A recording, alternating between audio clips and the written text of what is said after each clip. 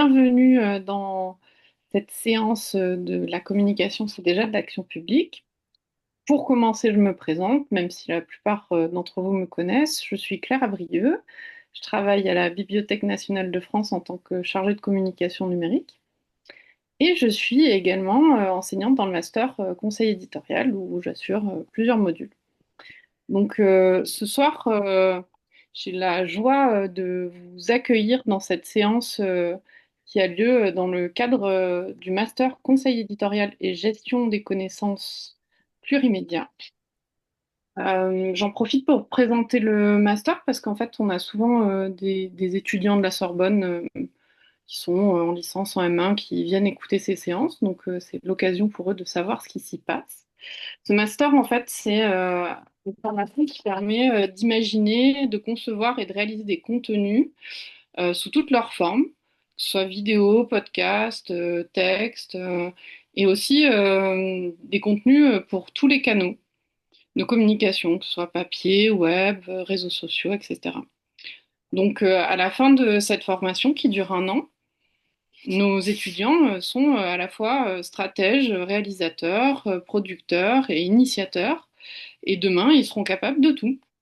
Mais pour l'instant, ce soir déjà, ils ont préparé et vont présenter la première séance de notre cycle sur la communication publique. Ce cycle, en fait, il est conçu en 4 séances.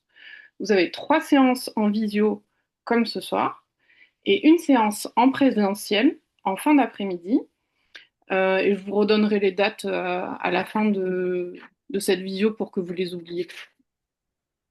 Et donc, ce cycle porte cette année sur les enjeux contemporains de la communication publique. L'objectif de ce cycle de conférences, depuis plusieurs années, c'est de décrypter les nouvelles tendances, de favoriser l'échange de connaissances et d'expériences au sein d'un réseau de professionnels, mais aussi avec nos anciens étudiants, les étudiants actuels et potentiellement les futurs étudiants qui seront intéressés par la communication éditoriale. Donc, cette année, nous avons choisi de réfléchir aux enjeux contemporains de la communication publique. On, on va se demander à travers ce cycle quels sont les défis de la communication publique en 2026, comment faire face à la perte de confiance et à la désinformation, comment réconcilier science et communication.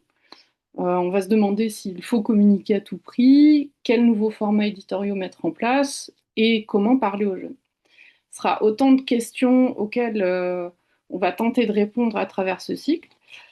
Mais pour l'instant, je vais laisser la parole à Diane et Kimberley qui ont préparé cette séance et qui vont vous introduire et animer cette séance. Alors, Diane et Kimberley, à vous la parole.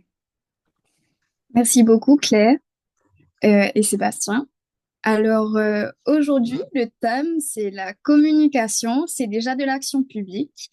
Et ce thème n'a jamais été aussi actuel. Pour l'illustrer, je commencerai par un exemple frappant des dernières semaines. Euh, Pardon, excusez-moi.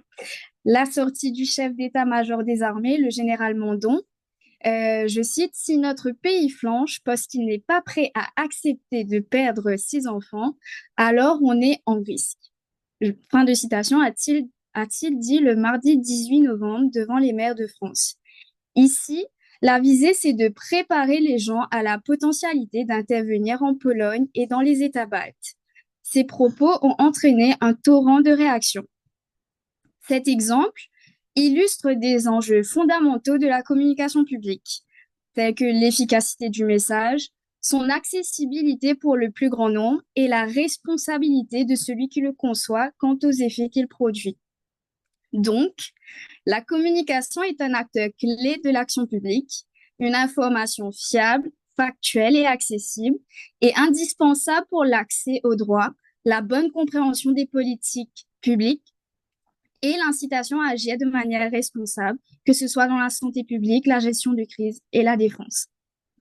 Donc, la communication, elle est en pleine transformation Et la circulaire qui est du 4 octobre dernier, politique de communication de l'État, dans cette circulaire, le Premier ministre rappelle ces principes, mais il annonce aussi une réduction de 20% des dépenses en communication, c'est-à-dire 300 millions d'euros, et donc des suppressions de postes. L'objectif, c'est de mieux communiquer avec moins et d'éviter les doublons.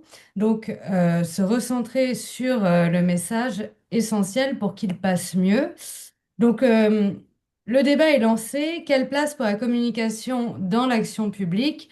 En quoi la communication peut être un vecteur de changement? Et quelle est la responsabilité des communicants pour rendre les campagnes plus accessibles, plus inclusives, plus soutenables d'un point de vue de l'éco-conception? Donc, pour en parler avec nous ce soir, on a le plaisir d'accueillir Axel Assouline. Bonsoir Axel. Donc vous êtes consultant indépendant, ancien conseiller numérique de Sébastien Lecornu. Ensuite, nous avons Monsieur Sébastien Clé, donc responsable communication et relations institutionnelles au Conseil national consultatif des personnes handicapées et professeur associé à la Sorbonne Université. Et je vois pas Stéphanie Guillaume connectée. Je Si, suis si. là. Si, elle est Ah, là, elle est là. Ouais. ok, bon, ça n'apparaît pas, mais bonjour Stéphanie, enfin bonsoir. Donc vous êtes fondatrice et dirigeante de l'agence communication éditoriale avec les mots, donc bonsoir Avec à mes tous les mots. trois.